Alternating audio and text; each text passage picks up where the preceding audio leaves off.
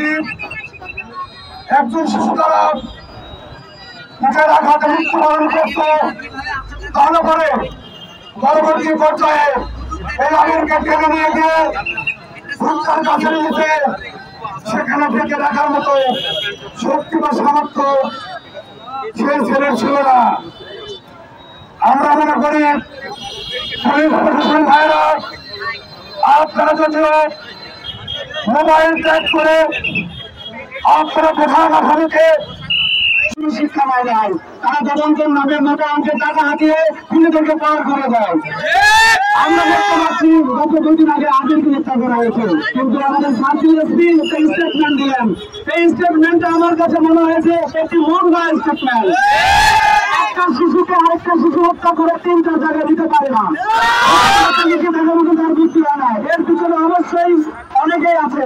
আমরা চাই আগামী 72 ঘন্টার মধ্যে তাদেরকে গ্রেফতার এবং বিচার আওতায় আনা। 72 ঘন্টার মধ্যে বিচার আওতায় না আনে জাতীয় নাগরিক পক্ষের পক্ষ থেকে যথেষ্ট ব্যবস্থা নেওয়ার চেষ্টা করা হবে। এবং আমরা চাইবো আমাদের সাথে সহযোগী দল বিএনপি জাতীয় বাংলাদেশ দল আমাদেরকে এই বিষয়ে সহযোগিতা করবেন। আমরা চাই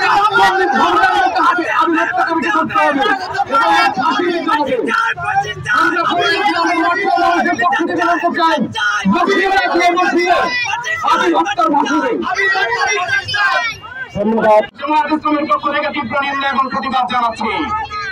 আমরা এর সুষ্ঠু তদন্তের মাধ্যমে যারা প্রকৃত দোষী, যারা এই হত্যাকাণ্ড সংঘটিত করেছে, তারা যে লোকই হোক না কেন, যত ক্ষমতাধরই হোক না কেন, তাদেরকে বিচারের আওতায় আনতে হবে।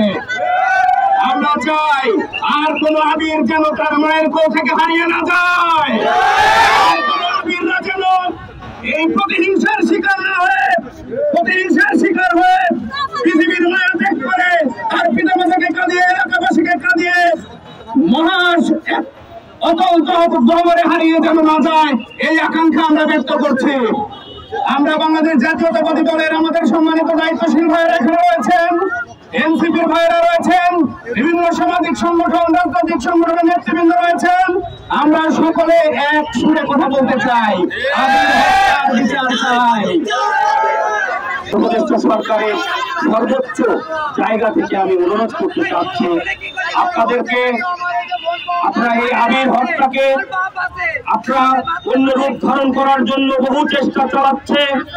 প্রশাসনের দৃষ্টি আকর্ষণ করছি, উপদেষ্টাদের দৃষ্টি আকর্ষণ করে বলছি, আপনারা এই আবির হত্যা সুষ্ঠু তদন্ত করে আপনারা যারা আইনের সদস্য করেন 24 ঘন্টা আমরা আলটিমেটাম দিতে চাই।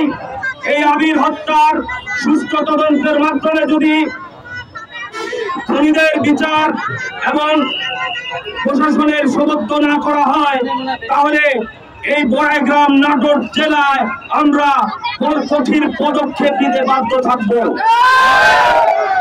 এবং আমরা আবির যেহেতু আমাদের সন্তান, আবির আর দ্বিতীয় আবিরকে আমরা হারাতে চাই না।